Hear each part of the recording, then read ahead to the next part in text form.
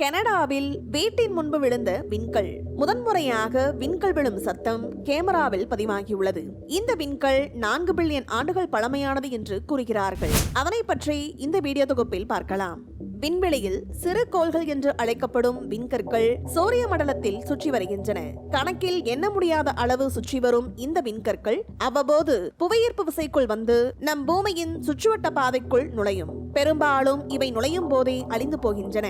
பூமி எப்படி சூரியனை சுற்றி வருகிறதோ அதே போல விண்கற்களும் சுற்றி வருகின்றன.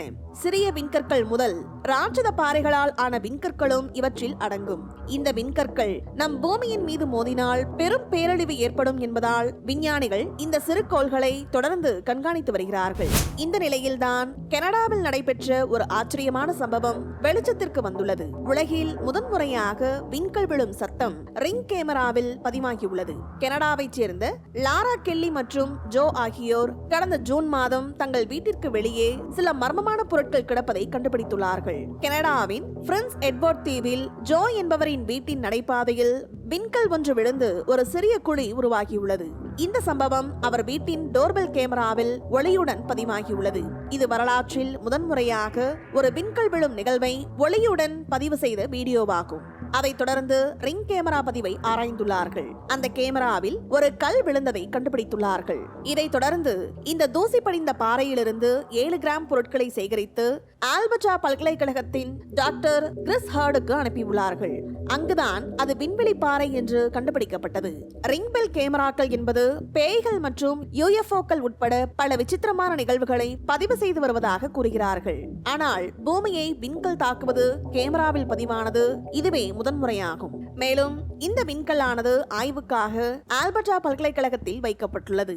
இந்த கல் இப்போது பிரின்ஸ் எட்வர்ட் தீவின் தலைநகரான சார்ல்டவுன் விண்கல் என்று அழைக்கப்படுகிறது. பொதுவான விண்கற்களான கான்ஜரைட்களால் ஆனது என்று கூறுகிறார்கள். கான்ஜரைட் விண்கற்கள் சுமார் 4.5 பில்லியன் ஆண்டுகளுக்கு முன்பு நம் சூரிய குடும்பம் உருவானதிலிருந்து தப்பியது என்று கூறுகிறார்கள். மேலும் இந்த பாறையானது 329 மில்லியன் கிலோமீட்டர் தூரம் பயணித்திருக்கலாம் என்றும் கூறுகிறார்கள். மேலும் இந்த விண்கல் செவ்வாய் மற்றும் வியாழன் கோள்களுக்கு இடையில் உள்ள ஆஸ்ட்ராய்ட் பகுதிகளிலிருந்து வந்தது என்று அறிவியலாளர்கள் உறுதி செய்துள்ளார்கள். நாசாவின் கூற்றுப்படி தினமும் 43 டன் விண்கல் நம் பூமியை சுற்றி வருகிறது. ஆனால் இத்தகைய விசாலமான பதிவுகள் மிகவும் அபூர்வம் என்று கூறியுள்ளார்கள். இப்படி ஏற்கனவே பல விண்கற்கள் நம் பூமியில் விழுந்துள்ளது. மேலும் வருகிற 2029ஆம் ஆண்டு அப்போபிஸ் என்ற ஒரு விண்கல் மிக நெருக்கமாக கடக்க உள்ளது என்றும் விஞ்ஞானிகள் கணித்துள்ளார்கள். நம் பூமியின் சக்தி வாய்ந்த ஈர்ப்பு விசை காரணமாக விண்கல் பூமிக்கு நெருக்கமாக வரும்போது அதில் நில அதிர்வு ஏற்படும். இது பாறைகளை உடைத்து சிறு சிறு கற்களாக மாற்றுமாம். இந்த கற்கள் தான் பூமியை தாக்கும் என்று விஞ்ஞானிகள் கணித்துள்ளார்கள். பூமியின் எந்த பகுதியில் இந்த சிறு விண்கற்கள் விழும் என்பது தெரியாது என்றும் ஆய்வாளர்கள் கூறியுள்ளார்கள். தொழில்நுட்பம் இல்லாத காலத்தில் பல விண்கற்கள் நம் பூமியில் விழுந்துள்ளது. ஆனால் தற்போது சிறு விண்கற்களை கூட விஞ்ஞானிகள் செயற்கைக்கோள்கள் மற்றும் தொலைநோக்கி மூலமாக கண்டுபிடித்து அதனை கண்காணித்து வருகிறார்கள்.